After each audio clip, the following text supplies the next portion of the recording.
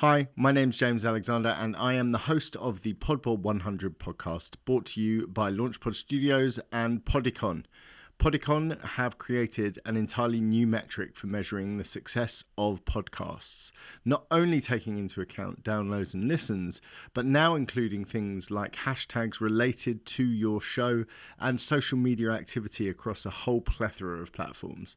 What it does is, in turn, it creates a chart that is really representative of what is going on right now in the world of podcasting. I feel very lucky to be in the position that I'm in, as I will be hosting this show, taking you on a journey, speaking to all of the best podcasters across all of the charts worldwide, and delving a little deeper into their podcast journey. We're really excited to bring you our first episode. We are talking to Ryan Jespersen. Ryan Jespersen is a proud Canadian. He is a huge hockey fan and was also a TV staple in Alberta, in Canada, where he's from. For more than a decade, he presented a morning show where he basically woke up Canada. He was fired in spectacular circumstances in September. We go into great detail discussing that.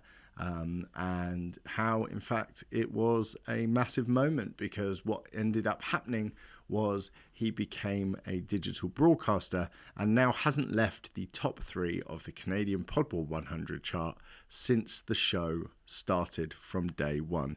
He is a really nice guy. I really enjoyed speaking to him. He gives us a fantastic insight into the light speed journey that he's been through from TV into top tier podcasting, and I hope you enjoy the show.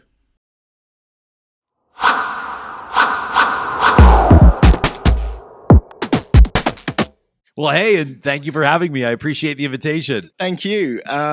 So you are currently seated in Canada? That's right, in Edmonton, Alberta, Canada. Yeah.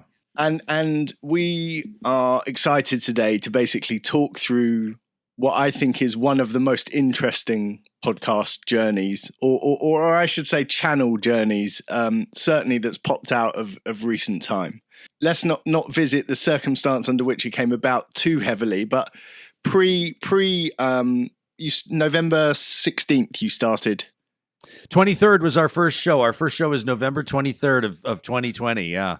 Right. And pre then, what was your exposure to yourself as online digital media, podcasts, YouTube, aside from what had already been farmed out of you from your previous job? We should say previously, before this, you were So I had about a 15-year career in sort of so-called traditional mainstream media, including my career actually started as a print media reporter, a newspaper reporter, transitioned into radio breaking news and anchoring, into television journalism, then had a chance to host a sort of a news magazine morning television show in Canada called Breakfast Television. I woke up early before the crack of dawn for about 6 years hosting Breakfast Television. Then I had an opportunity to do something I'd always wanted to, which was an AM talk radio show, like a call-in current events, politics, pop culture type show, which I did host for about 6 years up until this past fall, until, as a matter of fact, September 25th of 2020, when I was quite prominently and publicly fired for an incident that we can talk about if you like. It's in all reality, I would say not as controversial as you might think, but it does point to, I think, a bigger picture conversation about the intersection of politics and political commentary, political and corporate influence in media. It's something that I've lived firsthand, but it's all led me to this journey, which is, as you mentioned, a new live streaming show. So we do a live talk show every morning. We stream it by way of my website, ryanjespersen.com. YouTube is the platform that we utilize there. Mixlr is our live audio streaming platform. And then, of course, we podcast the show. And it's one of Canada's, it's catching fire. It's caught fire. It's burning as we speak. I was going to say, it's not catching fire. It's caught fire. It caught fire, and we're thrilled.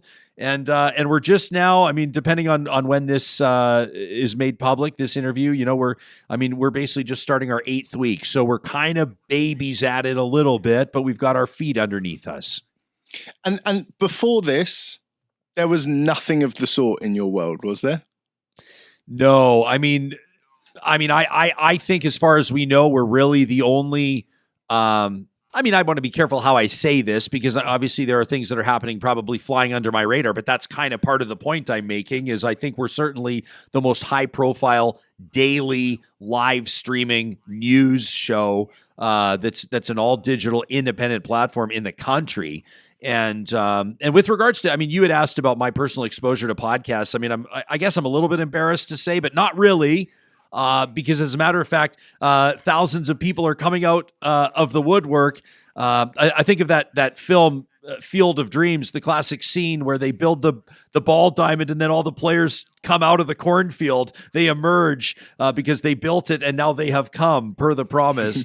And so there's a lot of people that are saying, hey, listen, podcasts were not on our radar before. I never thought I'd be watching a live show every morning while I work on YouTube, streaming and independent, contributing to a Patreon fund. All these things. This is all as new to me as it is to many of our audience members. And quite frankly, I'm wondering why I didn't do this a few years ago. That's something that everyone that's in says going out, right? Like, why didn't I do this sooner? The reason you are, to me, such a fascinating pod case study is because I have a fairly flat view of the traditional radio or TV stations who just output their standard content as a podcast. But you do something different because you're not shackled by a network. You're not, if you want to put your foot in your mouth, it's on you, right? The irony being you could say the exact things that you were fired for now with no repercussion, or at least a baying angry internet mob for a brief period of time, but it certainly wouldn't affect your future of what you were doing. So you represent a really interesting hybrid to me because you are, by broad definition, a daily morning talk show, right? Like you have guests, you have high profile guests as well. You seem to have I was listening to one very recently. You had 4 mayors on of your. Yeah, we had 4 mayors on. Canada's deputy prime minister was on the other day. We've had, it's certainly, we've had professional athletes, entertainers.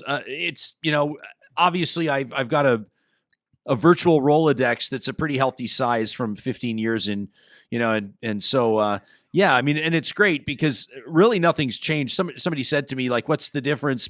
People that, you look at what Tesla and other auto manufacturers are doing right now. There's not AM radio is not even available anymore. Car manufacturers are moving away from AM radio. So people were finding ways with my previous talk show, to access it by live streaming or what have you. And they've simply said to me, one audience member that she made the move with me. She said, what's the difference? All that changed was the website that I went to hear you talk. Like that's really the only change. And so I would say my mentality hasn't changed a lot. We can drop F-bombs now every once in a while if the situation calls for it. Like you said, I guess I can speak a little bit more freely. To be honest, the biggest change is feeling unshackled from that corporate model and from corporate expectations and pressures, implied or otherwise. And that's, I think, like I said, we're still early in the journey, and I have these epiphanies. Every second or third show, I'll have this moment where I go, gosh, I could do this. We can say that. I can. There were so many constraints before, whether it was keeping our pool of guests within who our network was employing, whether it was stifling stories we weren't covering, whatever the case may be. That's just not a fact now anymore. It doesn't factor in, and that's you can see on my face. I'm like, every time I talk about it, it's still novel. Like it's still new. It's written all over your face. Yeah. So I feel like somebody that's just like I don't know. I don't know anything about breeding horses, but I would imagine every once in a while, you get this foal, this baby horse, and you probably look at it and as it grows into this monstrous, beautiful animal, you sort of recognize what you've got, but you have no idea yet how you're going to put a saddle on it, let alone ride it. You know what I mean? And that's where we are right now. Yeah, I mean, it's amazing because, look, obviously, I've been given a sheet of metrics, right, of various interesting points about you and how you feature on the podboard. I don't know how familiar you are with some of these. I'll probably be hearing these for the first time, actually. Since its inception from the show, how many days do you think Real Talk has spent outside of the top 3 in Canada? Oh, geez. So we've done 35, 36 shows. I don't know. I have no idea. You tell me. 7. Only 7 days since you've started the show have you been outside the top 3 in Canada. That's great. Do you know who knocked you off this week, off the top spot? Because what we didn't mention there is that you've been number 1 15 times. Right on. It's a daily chart. So that's the Real Talkers. That's our audience. Who knocked me off today? My guess is the popular hockey podcast Spit and Chicklets is my guess. Nope. Oh, Michelle Obama. Okay. All right. I can take that. So you're in you're in pretty good company. I mean, there's a whole list of them here. I'm going to send you some of them because you'll certainly be gassed up about them in terms of hearing some of them. There's something going on that's very obvious when I look at your show. That you talk about this foal that you're trying to work out how to saddle. You are a local show still right now. I hear your plugs and your adverts are local waste collection and genuinely guys that are on your doorstep. One of the ads you talk about the fact that you can phone the guy right now, right? Like he wants you to phone him and he wants you to refer to him by his first name. That's right. Right. Yeah. But that's a local show, right? You have exploded. You are no longer territorial. There is no question in your territory which show is number 1. You're now filling Canada, right? Does your topic base change? Presumably you can't be so specifically Edmonton focused if you're being listened to all over the place. What happens with that? I mean, this is you've just asked the most important question with regards to nothing to us is more important than our content. Content is king. It always has been king, regardless of medium. Content is always the most important. And so we know that advertiser support will always, audience growth is a result of good content. Advertisers are interested in audience. So, and yes, this is, and it's funny. I'm sort of almost approaching this in delicate fashion because I don't want to put it the wrong way, but we are a Canadian talk show that is hosted on the prairies out of Edmonton, Alberta. And even with regards to a Canadian talk show, I mean, this week we're going to be talking about, I'm talking to some social media commentators from Washington, D.C., from New York, from Alberta, from Vancouver. And we're going to talk about President Trump, getting booted from Twitter and everywhere else. Pinterest is banning Donald Trump. I mean, everybody's banning him. Yeah. Spotify, YouTube, where Amazon is America. Amazon is booting Parler. There's all these storylines. So this is not limited to Alberta. It's not limited to Canada. It's not. Our question of the week. We partner with a research and strategy firm called Y Station. Every week we ask a question of the week. There's been a political scandal in our neck of the woods, in our jurisdiction, Alberta, the province, around politicians traveling against public health directives over the break. We had 4,351 people respond to our question of the week last week, submitting 306,000 words of commentary on that. Moby Dick is 206,000 words. So we have this we have this engaged audience, and we serve this audience Obviously in Edmonton, I'm a known person in Edmonton. I've lived and worked in Edmonton for many years. I'm the in-game host up on the Jumbotron for the National Hockey League's Edmonton Oilers. So yes, there's familiarity here, and I'm known across the province of Alberta. But the fact of the matter is, the talk show is not constrained. So you want to serve your primary audience.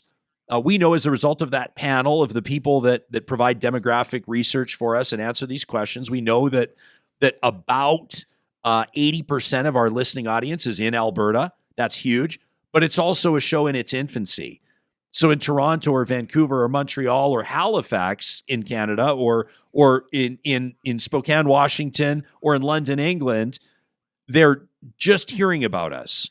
And I think that those metrics are going to change. And I'd be delighted to see after a year or two, and I don't even know, because all of our planning from revenue models to everything else has just been has been shattered and blown up, and it's being rebuilt in a new reality based on how this has gone. So what I say 2 years, maybe that'll be 6 months. I don't know. Maybe it'll be 4 years. We'll see. Maybe I'll get a lesson in humility. Another one.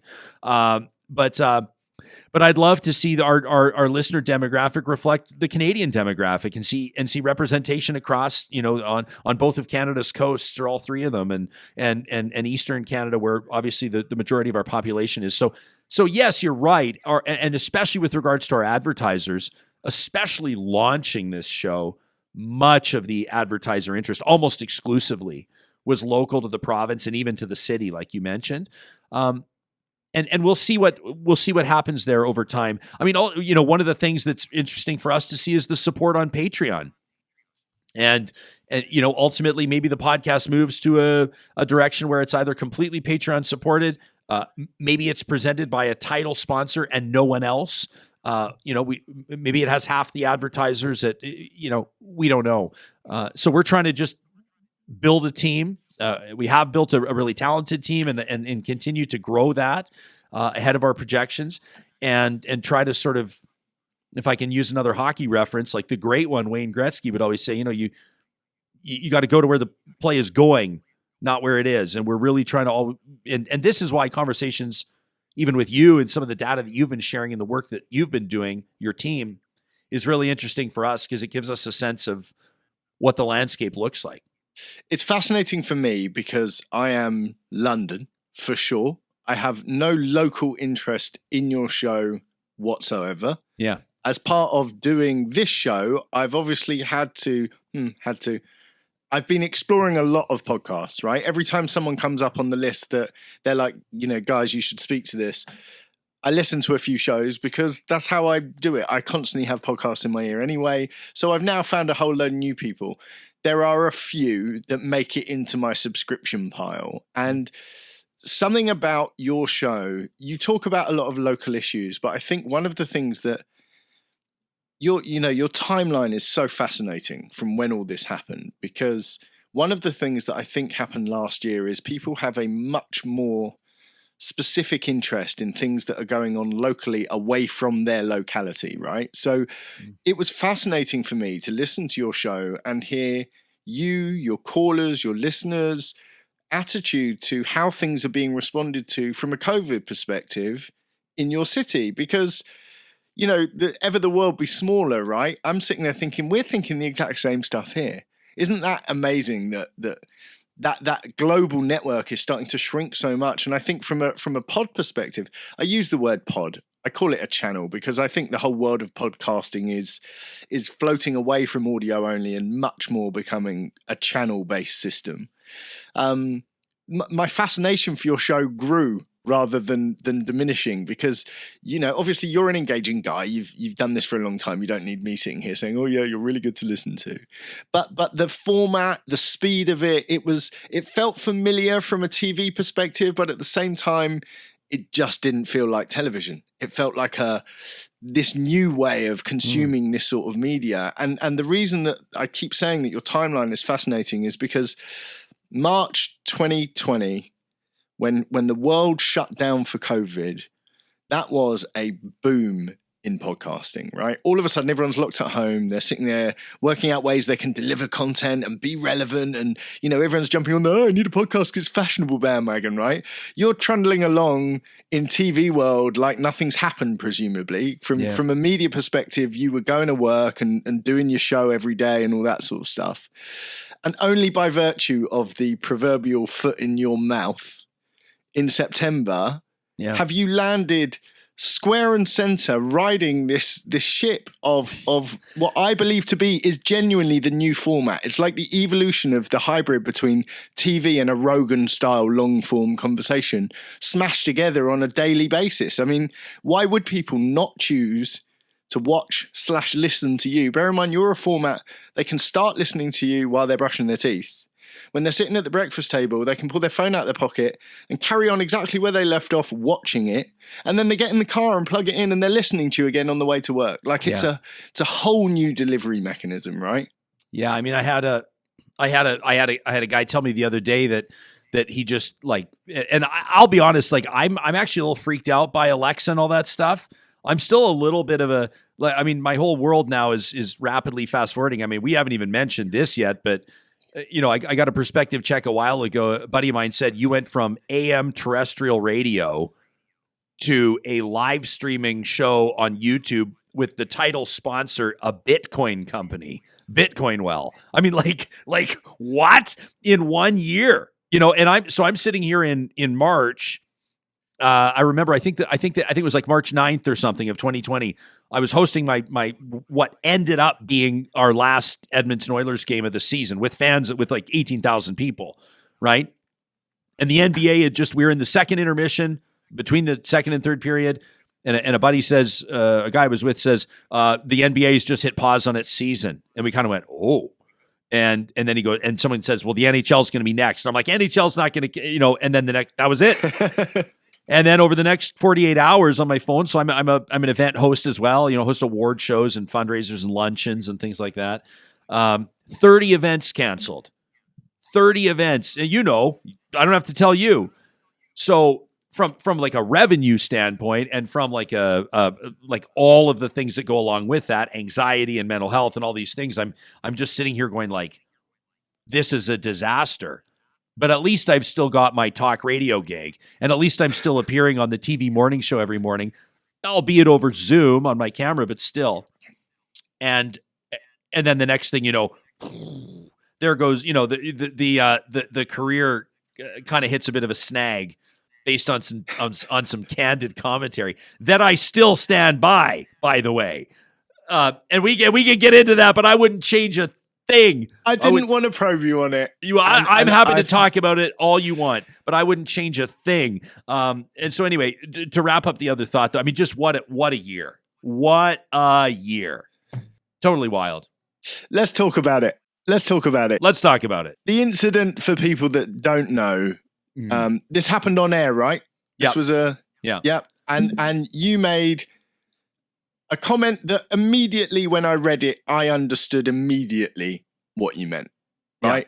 Yeah. I think most reasonable people know exactly what I meant. You were referencing a group of people behaving like chimpanzees, which to my mind is slinging shit at each other and picking stuff out their hair and behaving like a chimpanzee. Just in a time on this planet where everything was dry tinder everywhere, it felt to me that you got an unfortunate spark that just happened to land at the right time, saying something completely innocent that somebody felt the need to make example of. Is that about the sum of it?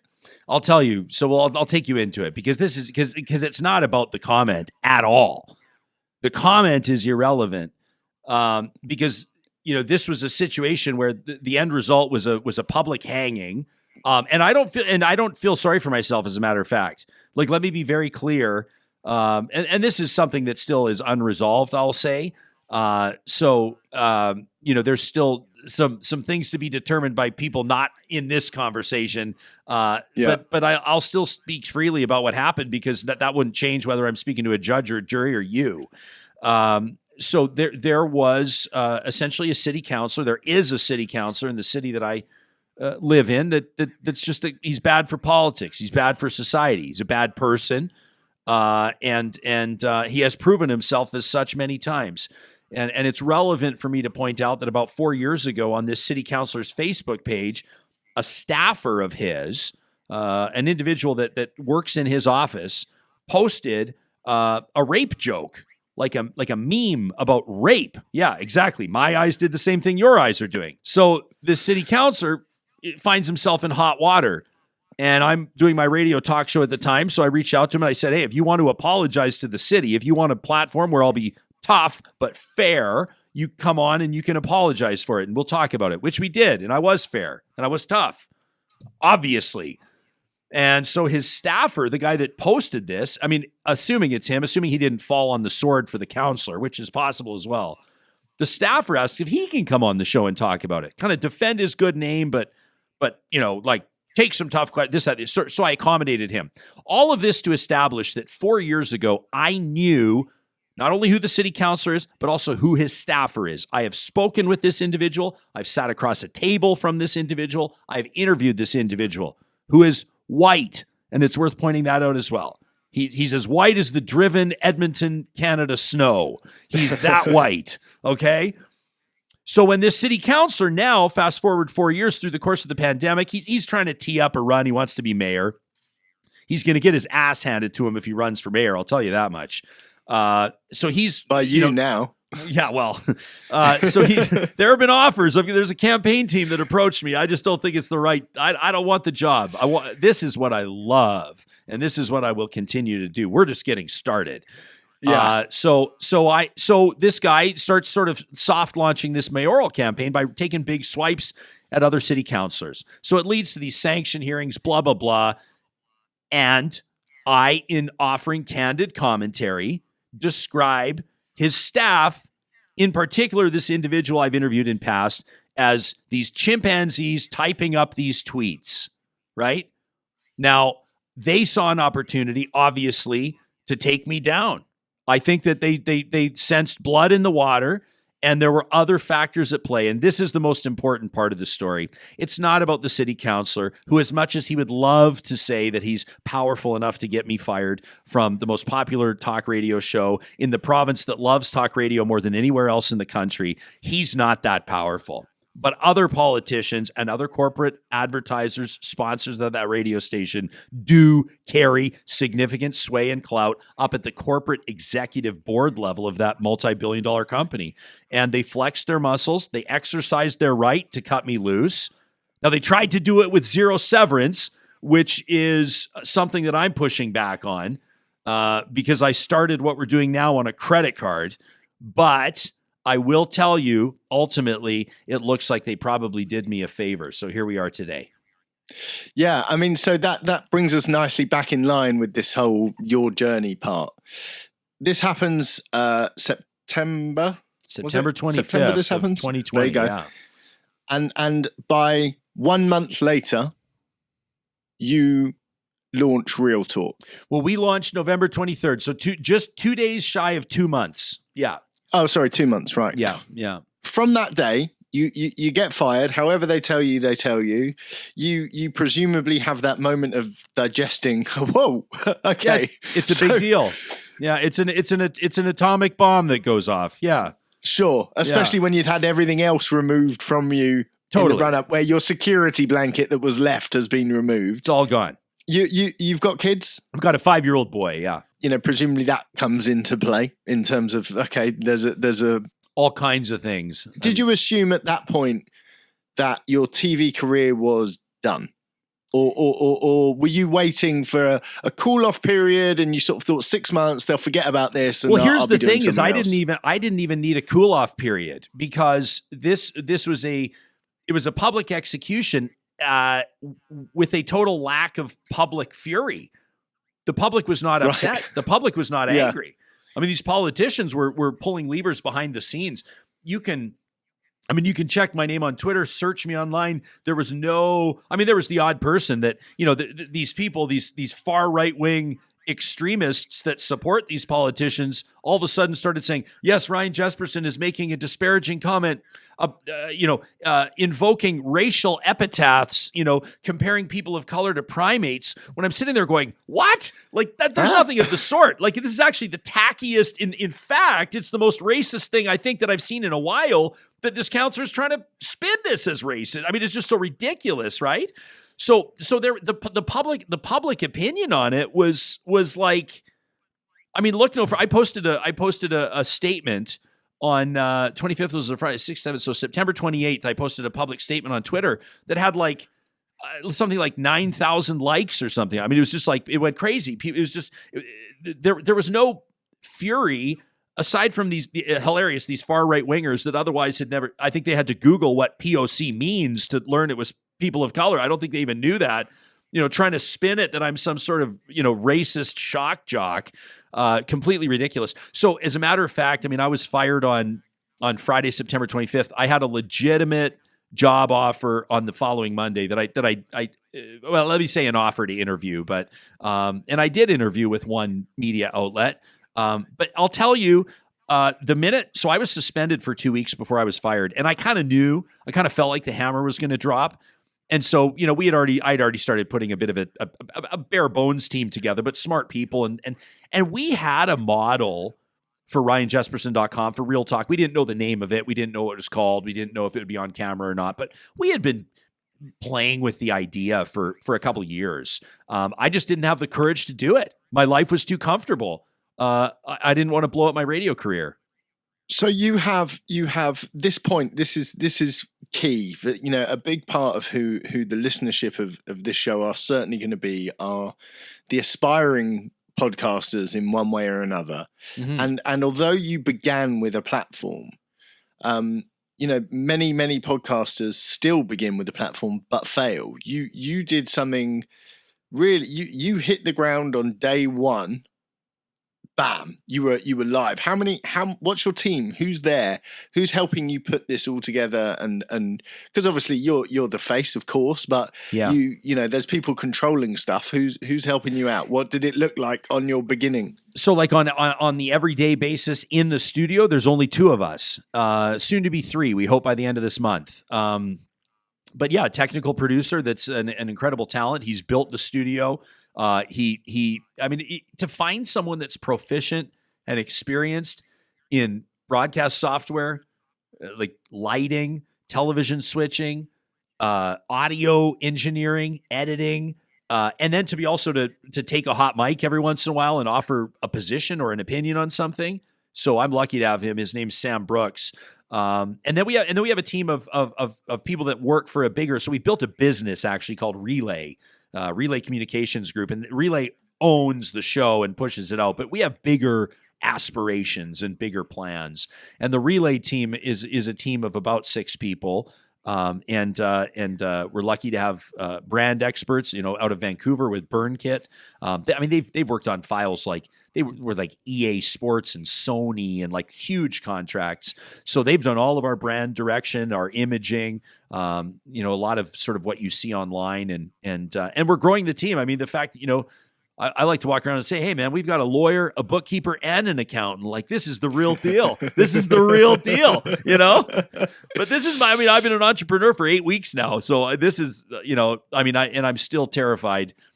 Is this your first foray into real 100%. Life self-employment? I mean, yeah, 100%. I was a sole proprietor, hosting events and things like that, but that's small potatoes. This is the real deal. And your livelihood.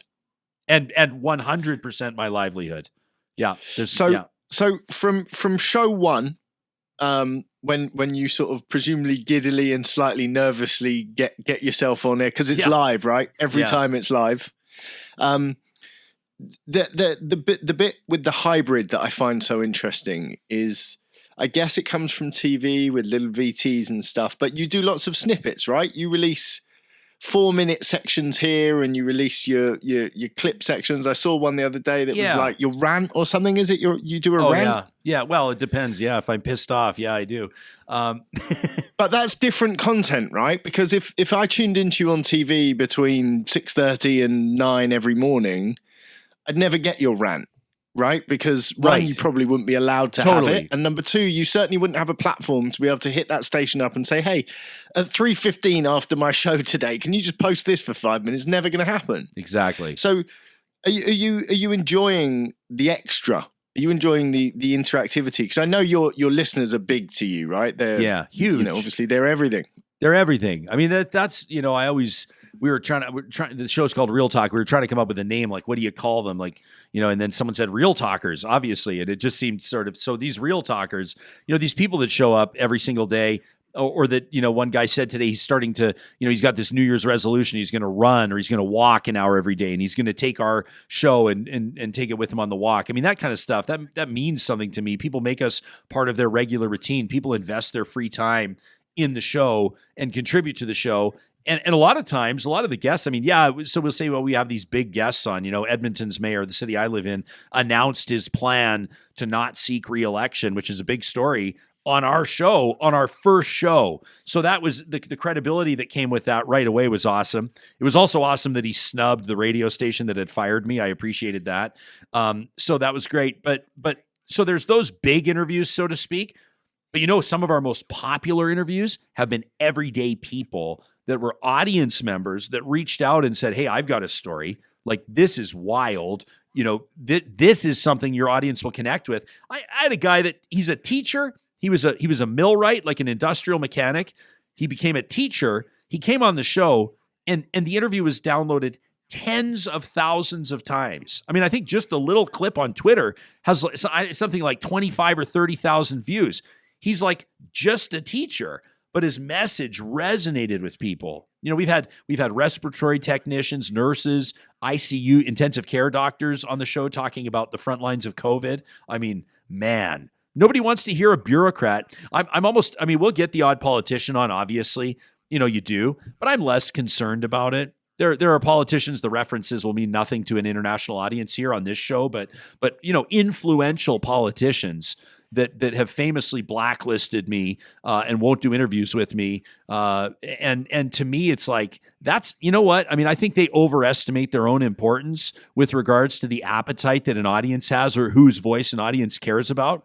I think people want to see politicians held accountable, but I don't think people want to sit through a bunch of boring interviews with politicians that are repeating talking points. I think people want real, legitimate, gutsy conversations and commentary. And that's what we promise them. Because what do we have to worry about? Like you said earlier, I mean, there's accountability. There's audience accountability, right? If you start to but that's very different. That's very different to a corporate accountability. You take an audience for granted, they're gone, you're toast. And then there's accountability. But they know you. They know you. So one of the amazing things that I think about this new wave of connection, and by all means, correct me if I'm wrong, but you must connect with your audience in an entirely different fashion to how you did on television. Presumably there were people in control of Twitter accounts and all that sort of stuff. You weren't getting any direct conversation. The thing that you have now, even in your infancy as you are, is if you put your foot in your mouth, there's enough people that listen to you that are already going to go, yeah, but that's not Ryan. Like, he was having a moment, or he's in a bad mood, or he's going to pick something up. Whereas when your output is controlled, you don't have any of that facility or the ability to fight back. You said no one was outraged when you got fired, right? Yeah. Everyone was like, I don't get it. But now that would be active in the fact that the next day, having said something like this, all your listeners would still be there. It wouldn't go away. Yeah. Well, and I could address it in meaningful fashion. I mean, I've not yet actually. I mean, I guess this would sort of qualify, but I've not yet really spoken publicly about the circumstances of my departure because, to a certain degree, it's not relevant. You know, and also I've really been focused forward. Like I don't. There's nothing that I miss about my radio job at all, and I'm saying that sincerely. It emits from you. Do you know that? Yeah. Like it is all like over I'm like shifting around in my I'm like bouncing in my like chair excited. as I'm talking to you because I'm like, yeah, and I'm looking around this studio and there's monitors and there's lights up on the ceiling and there's you know, I mean, there's all these, you know, I mean, it's just, it blows my mind. Like we built this. Like I always try to play this game, like if you like mentally, like if you woke up and you were in an unfamiliar circumstance. Like, how long would it take you to figure out what was going on? And if I, like a year ago, would have woken up in this studio sitting here and looked around, I wouldn't know what to think. Like, what is this? What is this all about? And the implication that, well, something must have happened. But here we are. It's just incredible. I mean, is this not the I believe it to be the big flip over in media? Oh, yeah. I think that we are so exposed on the internet now to every form of whatever we choose to digest that I just can't see how television or radio stands a chance. I mean, presumably the studio you used to present in was a lot shinier, was a lot more expensive. There was 10 times the staff and 10 times the kit and 10 times the everything and the trucks that have to pull up to... Actually, you need none of it to achieve, frankly, a better result from how you are right now. So how does it survive? I mean, you painted the picture perfectly. I mean, I'm an odd infrastructure, whether or not I understand it. So I would pull up to the radio station and I'd look up to these huge towers, with the airline beacon lights and all this. And it was just, I always thought they were so cool, but just these massive towers and these dishes. And then you'd go into if I ever needed some time by myself to clear my head or to take a private phone call, I'd go into our room with all the servers and all the flashing lights and the cables and you just know it's millions of dollars of infrastructure, literally.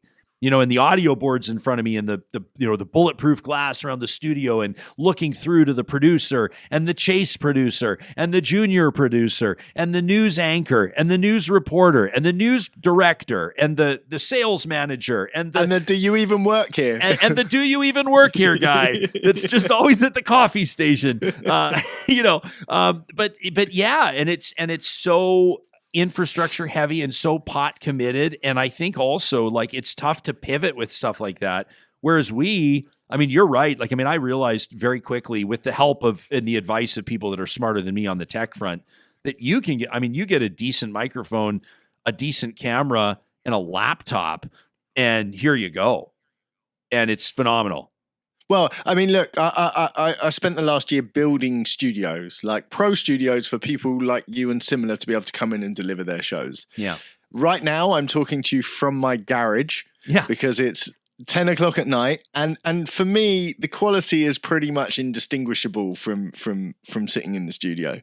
Yeah. Probably shouldn't say that with my business model pretty much relying upon it, but, we'll keep that between us. Yeah. So look, the journey's been amazing. You are so early in it, and we spoke about this developing horse that's foal that's become a horse that's become a stallion in 6 weeks. Yeah. What's next? Like, there must be an entire world in front of you where you could literally, especially with your background, where you have sport connections, where you have event connections, where you have traditional old form media connections. Presumably, you must be sitting there at the moment thinking this is all out there for me, right? Yeah, I'm trying to. Yes, is the short answer. I'm trying to take all of my objections and realize that I've misunderstood a lot of the hurdles that were in our way because they're not, and it's achievable, and there are. Whether we want to get into talking about the gig economy or whatever, there's talent out there. Revenue models are changing. Advertising is changing. People's information consumption is changing, both on platforms and frequency and everything else as you described. A guy tells me that he was telling Alexa he was listening in his kitchen while he's making breakfast. He has Alexa throw the show to his bedroom while he goes and gets dressed. What? What? So, all this kind of stuff. You're right, though. I've hosted the odd live event over Zoom. It's difficult. I'm so proud of how event managers and technical crews have pivoted through this pandemic. It's amazing. I don't know what my future of event hosting is going to look like. I'm not sure. As this grows and as our parent company Relay grows and as we endeavor ultimately to present other shows and other content and build something bigger, I kind of wonder if 2020 may have been my... if the atomic bomb that went off, if maybe we just kind of leave a lot of that behind and just totally roll with this.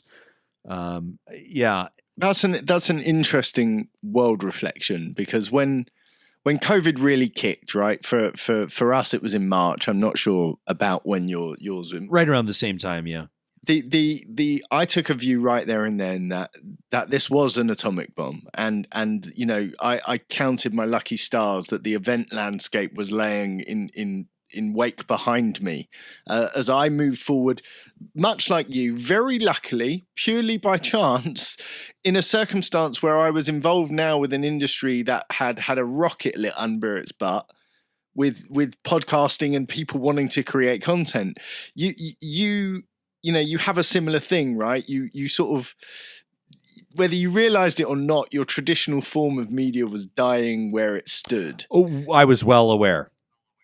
Oh, right. Okay. So, but you had no future plan, right? You were talking about it. Yeah, that was always what was a little bit nerve-wracking, was knowing that we were growing every year that I was there. We grew our audience. I mean, our audience growth was actually remarkable. We were the only talk show in Canada to rank in the top 5 in the key demographics, like 25 to 34, 35 to 64. Those are the ones that advertisers care about. We were like the only talk show to rank in the top 5 in its market in Canada. So there was no doubt about the appetite people had for the show. There was no doubt about the audience growth, but the reality was that the medium itself is in its twilight years. And advertisers, I mean, they are, you look at newspaper and maybe talk radio or AM radio, or maybe radio in general, at least terrestrial radio, has a couple of years buffer between where newspaper is going right now, print media, but everybody that works there knows. Yeah, I mean, it reminds me of watching the music industry crumble. It's like the talent has all of a sudden had an awakening where they're like, as you talked about the big building and the meeting room and the $1 million servers, is that stuff is all there because I'm able to keep their machine going, but I'm paying for all of that stuff. And the reason I'm getting paid what I get paid to basically be the face of their entire enterprise is to pay for those servers that I use as a room to talk to people on, where now you can do it. Are you in an office now? Where did you build the studio? Is it in an office building, right? Yeah, it's like in an office. Yeah, it's kind of like a creator's floor. So we're surrounded by some really great creative types. Types. Traditional office building. Yeah. And certainly not, billions of pounds worth of studios. No, I mean, no, not even close. So one of the big parts of your show is that interactivity you talked about with your audience, that people are actually contributing as part of the channel themselves. Presumably, and I'm asking you this again from interesting podcaster perspective, you've got people helping you, of course, but it's been easy. You found getting the people on and on air and live. There's a lot of triggers and switches to pull, right? You've only got one guy sitting with you. He's pressing a lot of buttons. Oh, he's incredible. He's a real troubleshooter, and I'm lucky to have him, because there are, check this out. My friends have a business called Punch Card Systems, and they've sent us these handy signs so we can let people know either you're on mute. Okay, thank you. Like, so we have very good. Yeah. but camera issues, or somebody will put themselves sideways or drop a signal, and ensuring that there are obviously so many things that go on. Booking the show is I'm used to that. I obviously had a team of producers with me previously, and soon we will have a content producer as well. Our revenue model is allowing for it now. We're growing. Another key difference, though, right? A team of producers versus a content producer. Huge difference. It's hundreds of thousands of dollars a year in salary. Absolutely. For good ones anyway. And so, so that's been a bit of a challenge, where you're flying blind a little bit. Like, once you go live on the air, you can be candid. And I've got an iPad here, and I got my iPhone, and of course the MacBook in front of me. And so we're monitoring. We've got a studio monitor in the background with a 24-hour news, cable news going. And so, yes, we have a lot of information in front of us, but also, when you're offering commentary and you're thinking and you're talking and presenting, you can't also be monitoring comments and reading emails. It's just not possible. So that's something that we're eager to, I mean, we do it as we can, and I'll check in. I mean, here's the thing that's wild as well. My previous radio job, the previous radio talk show, we had a text line where you could text a certain number on your phone. You'd get into our text line, and I would read some of the texts. As you can imagine, it was a total cesspool. I mean, it's horrific. I would like wince as I would open it every morning, and people you get tricked, right? Oh, someone's tricking you. You know, people just tell or like people just be telling me what an idiot I am, or how lousy the show is, and all these types of things, right? And then some nice comments as well. Now with our live YouTube stream, it's obviously the comments are publicly viewed, so audience members are interacting with one another, whereas they couldn't do that on the text line.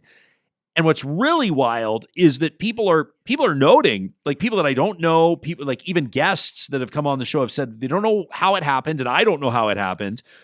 But it's like this community of people that are like, when we go on the air at 8:30 Mountain Time, people are like, "Good morning, everyone. Hey, good morning. Hey, good morning, everybody." And it's like, what? People are being civil, and then these conversations are happening on the chat line as I'm interviewing people, and so I'll drop in live on the chat.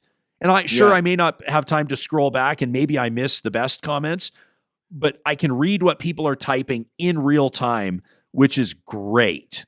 And then that's also fascinating. That's an interesting angle of what we're doing too, is we have our live audience every day, appointment tuning, 8:30 Mountain Time, and then we have our podcast audience or our YouTube audience, which will go check the archives. And I got feedback from a guy today that just checked out our very first interview, so 7 weeks ago. And that's something I'm realizing too, is that the content we're putting out, we're creating this library, this archive, right? So this, I really wanted to ask you this because, you come from what I would call a disposable content world, right? In live TV for a morning show, once it is gone, short of talking about chimpanzees, it's gone and you're never going to hear it again. Yeah. One of the amazing things that happens in this digital content channel pod library is people like you. Like I said to you before, like I started listening to you. It didn't matter that you were from Edmonton. It didn't matter you were talking about people I didn't know about. I found the engagement interesting. I found the people, the way people came in was interesting. And it means that you can listen to back library. Did you listen to podcasts before you had a podcast? Honestly, sporadically. Like I subscribed to one. No, that's not true. I subscribed to two, and one of them was my own show that was podcasted, so I figured I better subscribe to that one. That doesn't count. That's not a real podcast. So that doesn't count, and it's not a real podcast. And so, who was the other one? The other one's going to be a big deal. Who was it? Spit and Chicklets, and it is a big deal. I'm a big hockey fan.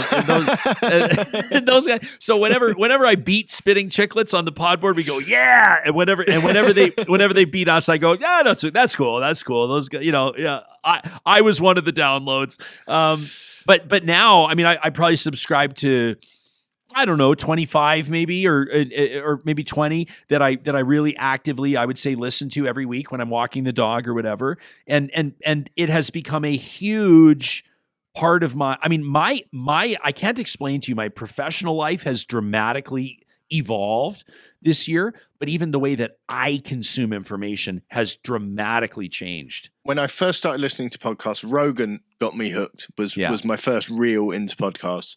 And it came about because I was talking to a buddy of mine. I listened almost obsessively to talk radio here.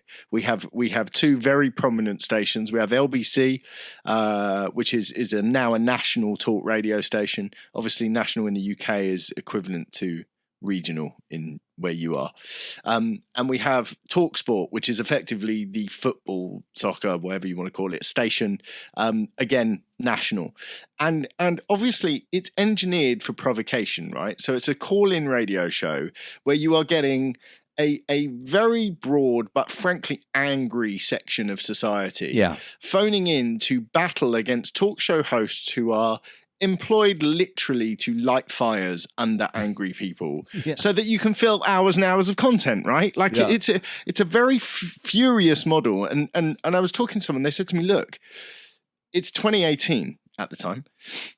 You can listen to anything you want to listen to at any point. You have no reason to listen to the radio anymore. It really doesn't matter. I was like, that's ridiculous. You can't do it. I listened to an episode of Joe Rogan. 3 hours later, I'm still listening to this same one person talking to one other person. There's nothing else going on there.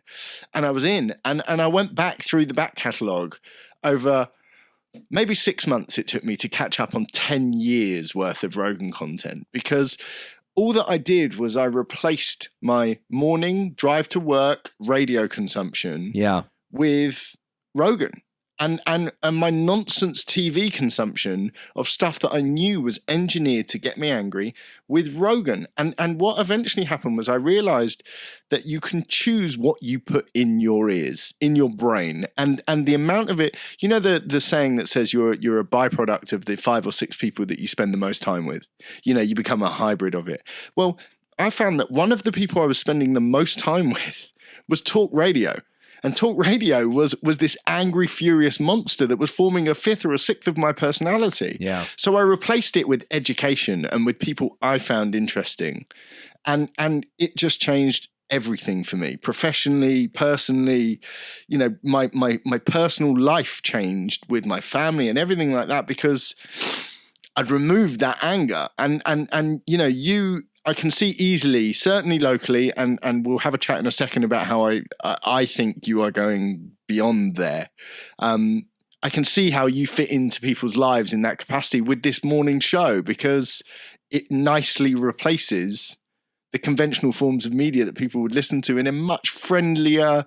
You're not building fans. It's like a community, like you said. They're all chatting in the group, in the live comments. You're ahead of a pretty rapidly growing community of people who aren't necessarily these extremists.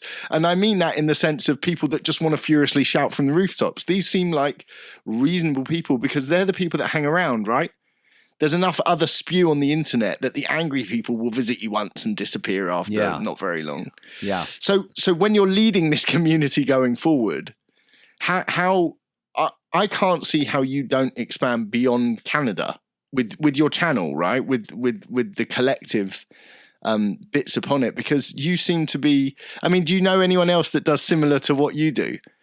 No. There's a couple of high profilers that sort of jump to mind. Yeah. For me, who would you compare it to on a high profile? Yeah. I mean this with all due respect and with nothing but admiration for what you do.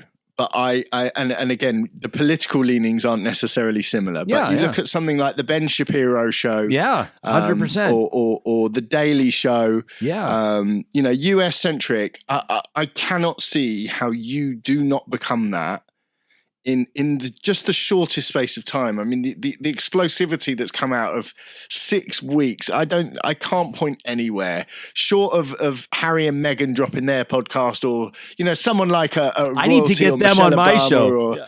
100%. Let me tell you, I think they're open to offers at the moment. Yeah. I need to get them on mine as well. So maybe we'll do a trade-off. Whoever gets them first can send them to the other. That's right. Deal.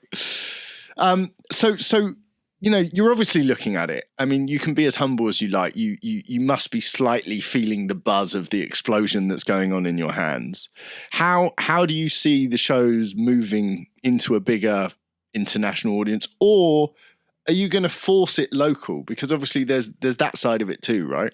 Yeah, and this is the delicate balancing act, and I'm actually not sure, and I'm not being evasive here. If I had the answer, I would tell you. If I had a game plan, I would tell you. I mean, we have a loose understanding, but you know, it's again, it comes back to that idea of the audience that brought us here, and the audience that we currently serve, and then the audience share that's out there.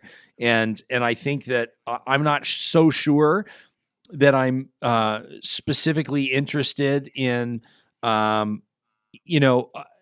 me give you an example. So next fall, this fall, we're in 2021 now. So this coming fall, there will be a mayoral election in the city I live in Edmonton. And as mentioned, the mayor announced on our show, on our first show, in fact, that he wouldn't seek re-election. So it's wide open. The mayor's office is wide open, and there's going to be interest, and people are going to be curious to know, and they're going to want to hear from the candidates. And I'm familiar with the majority of the candidates, at least the ones that have declared already. And we have this platform, and, you know, obviously we could live stream an election night special, which we probably will do, quite frankly, and all these types of things. But then also part of me is like, you know, if I'm listening in from Vancouver or Toronto or Chicago or London, I'm not sure that I 100% care to hear extended long form interviews with, 10 different mayoral candidates for a city. Like, so we have to determine, like, what is our mandate? What is the audience we serve? And quite frankly, what do we want the show to be like? What do we want the show to feel like? And I don't know that I want to hammer on one issue in particular for 12 straight shows because it's an issue of great importance to that community. At the same time, I live in this community, we serve this community, so I don't want to ignore it. But tomorrow, for example, as mentioned, the show that we'll do tomorrow will have a no real regional feel to it, and many of our broadcasts or many of our shows will be like that. There's a transition that has to occur. Perhaps some of it will happen naturally, but I think it will happen because of intentional editorial direction, and that's up to us, and that's what we have to figure out. So, perhaps we launch another show under our banner, under Relay that is specifically regional or local. Who knows? You could launch another show tomorrow, right? I'm just realizing this, like. We're not like this is something that I find so fascinating. We produce a little show here, a fantasy football league show. Not me, I'm not in it. We produce it for other people. But they phone up and they're like, "Do you know what? Tomorrow we're going to try this," and we're like, "There's actually no reason for you not to do that, because if it doesn't work, your audience will tell you, and if they love it, you can bake that into your future roster in a heartbeat just because you could try it. Why not have a go? It's your channel. It's your platform. No one other than you is accountable for what's coming out of that channel." I can imagine you must have fireworks going off every minute of... I have I've got I like keep notes. I have like handwritten notes like this and this and this, and I just am surrounded this. And notes, and notes. I'm just surrounded. I'm just surrounded. Surrounded by ideas and Let me ask you one more sort of podcast related question, and then I think we're good to roll on. I'd happily speak to you all day. I think you are. I think we like could. I said, a really fascinating point of what you're doing. I sort of feel like I'm holding something before it explodes. I sort of feel like in 6 months' time I'll be speaking to you again through your PA. Well, I hope you're right. I'm really sorry, Mr. Jespersen just will not be able to see you until 2022. You talk about this planning and this writing process. There's a big thing in podcasting. There's this one that is completely off the cuff. You just sit down with no plan and no direction and people chat. That's a very captivating form of conversation. Then obviously there's the very overproduced TV side, and a very popular form of podcasting is the whole sort of crime docuseries, discovery style short 4-part series, that sort of thing.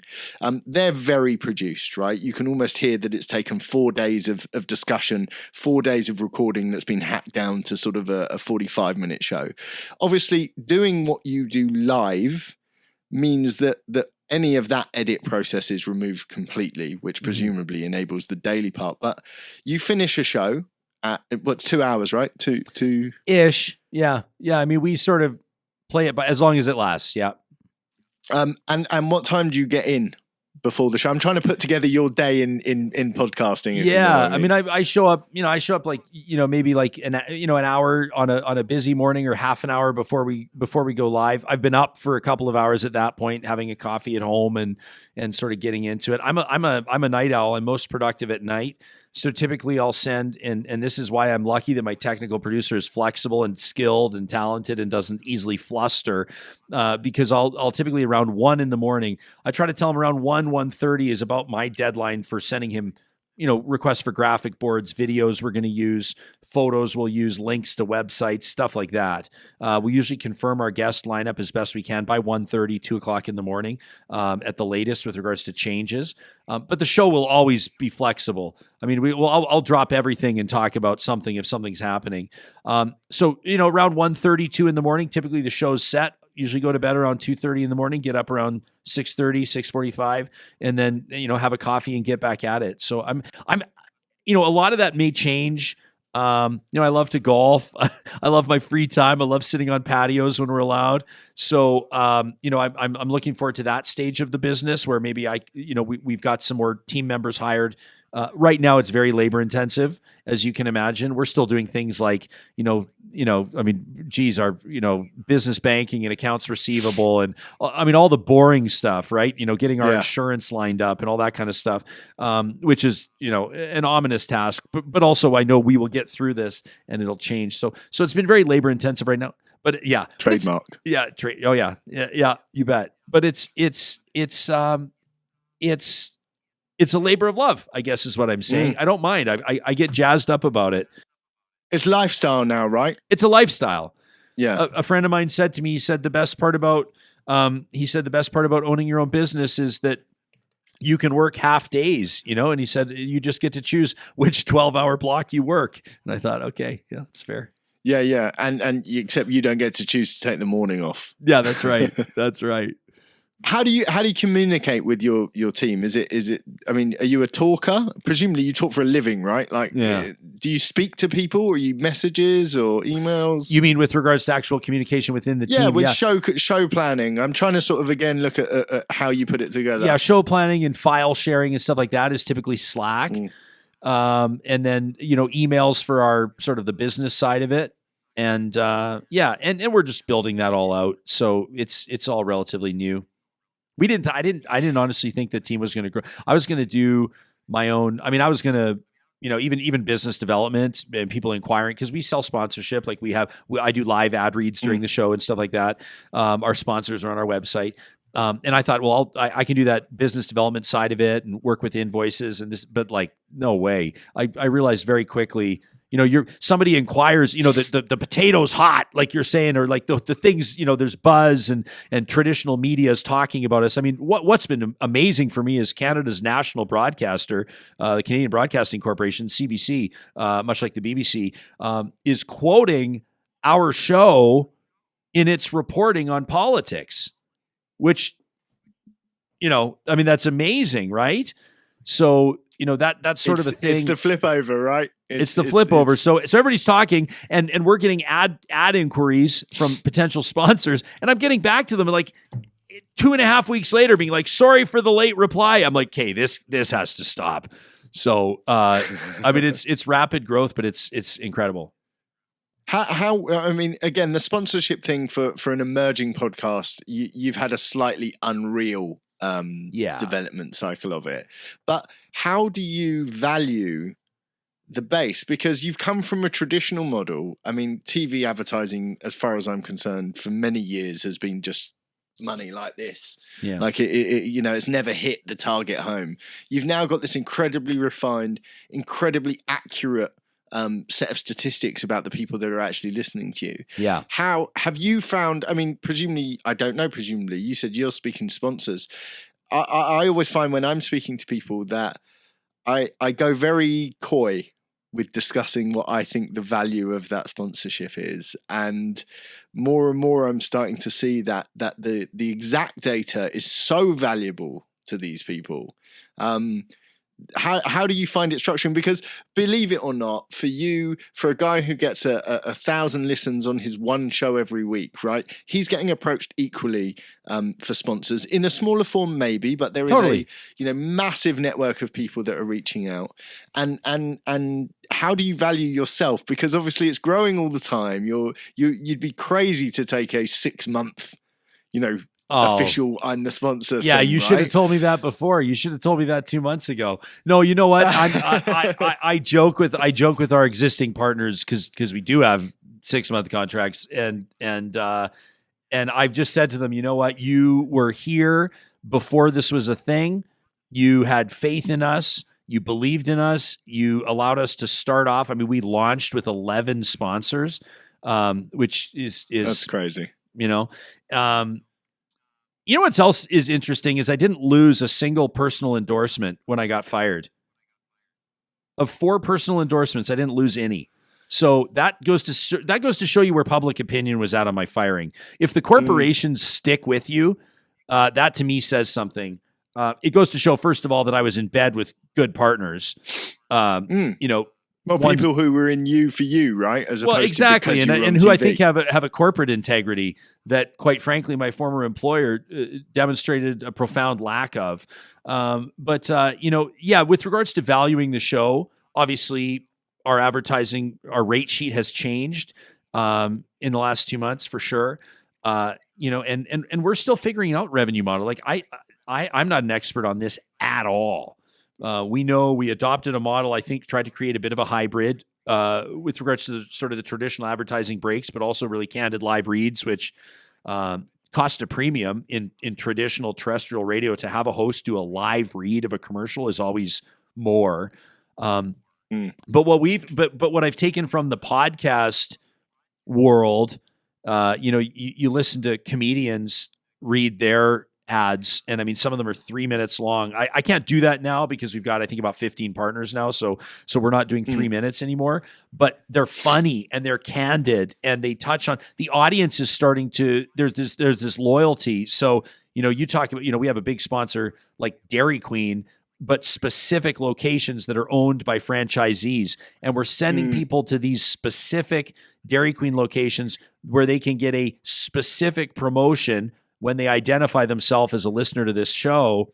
And then all of a sudden they're posting on social media, tagging our show and tagging the Dairy Queen, saying, hey, here we are. And it's creating this kind of a thing, you know.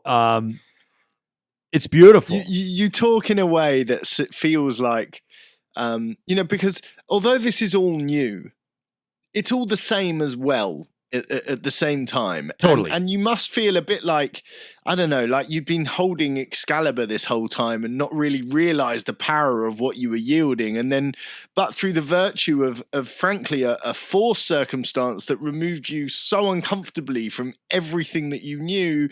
And then all of a sudden, you know, in superhero movies, right? When they get shot by the lightning, or, you know, Iron Man will get hit by a lightning bolt and all of a sudden it says power 400%. I sort of, that's how I look at you at the moment. You're like looking at your hands like, oh my, what am I going to do with this? Yeah. I mean, you've painted a picture that I best not sully by continuing to paint it. I mean, you nailed it. you nailed it. That's exactly what it feels like. You know, I don't want to be the type of person that's ever known for you know, discounting of people's opinions, or for I've got no time for that.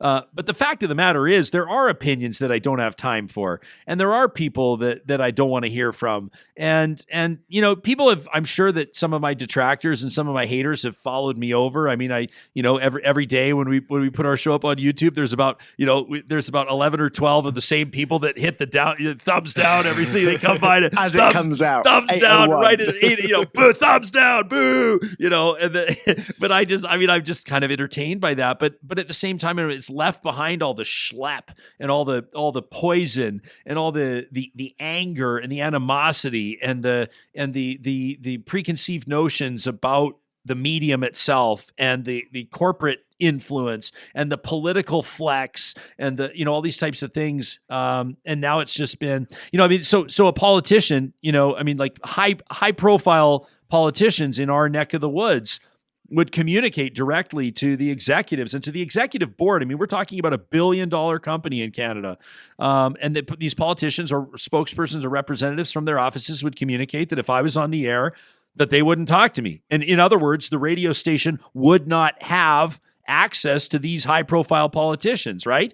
And so despite the fact that my show was sold out in advertising, charging the highest rate that they were charging in their schedule, and that audience growth was up, like demonstrably up, and consistently up year after year, quarter after quarter, it was irrelevant.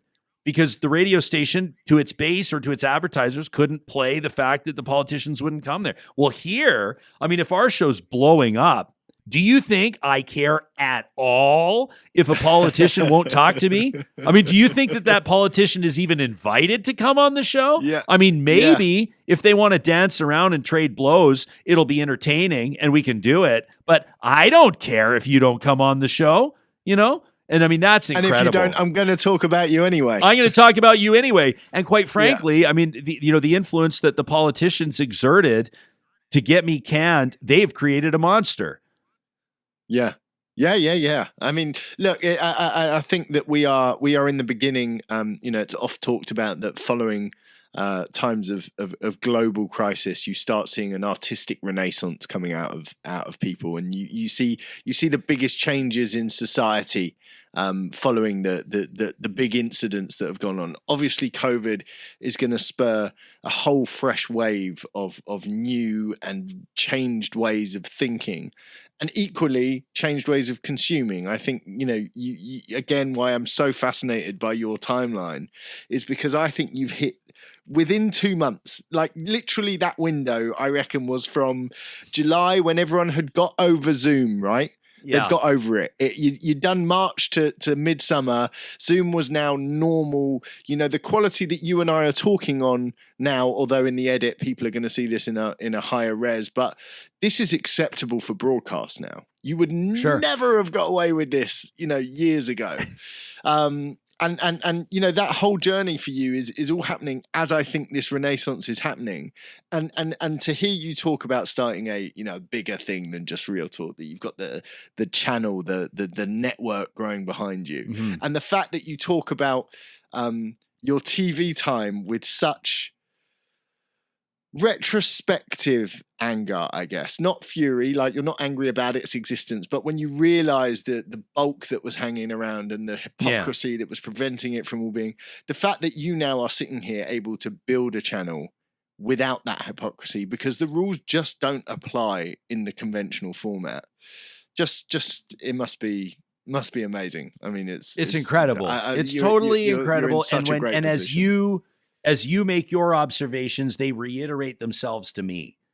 And it's all a fresh reminder. I mean, this conversation that we're having is an exercise for me in understanding this. And I actually think, and I think that I would never betray the trust of other broadcasters. But I've had high profile broadcasters, multiple occasions, multiple individuals reach out and inquire to varying degrees of seriousness about future plans, implications, opportunities. And I think that people are seeing this as a model for something that they think that they may be able to execute. And if so, I mean, I think that the audience will benefit, to the corporation's detriment. Sure. Look, Ryan, I think we're a good point to wrap things up. I should say, from a PodBoard100 perspective, you are one of the crowning Canadian glories of the Canadian chart thus far in your infant period that you've been going so far. And look, I hope this isn't the last time we speak. I'd like to be able to pick this up, down the road and be like, hey, remember that conversation we had? Well, now this is what's going on. Yeah. Let's hope it's not a what happened. Yeah, we can examine the wreckage if you want, but I really can't see that being the case. Look, really lovely to meet you. And under different circumstances, one of these days we will be in the neighborhood. Hey, that sounds wonderful. And I hope we catch up. Yeah. Well, thank you. Thank you for your interest. Thank you for the conversation. Thank you for what you're all doing. I mean, I think just by highlighting and showcasing good podcasts. You know what I loved, just in closing, when you said you're like, you don't know me personally. I mean, now I feel like we do a little bit, but the names that I mentioned when I talk about politicians or industry leaders may not mean anything to you. You may not have background or familiarity or even interest in the stories we talk about, but you find the medium and the format and the audience interaction and the conversation to be compelling. And that, to me, is incredible feedback. I'm grateful for this opportunity to talk, and I'll look forward to the next time. I'm happy to always make myself available. Thank you. I really appreciate it. I think from what I reckon, you will probably go out as show number 1. Oh, great. So thank you. Look forward to catching up with you again soon. Cheers. Consider it done.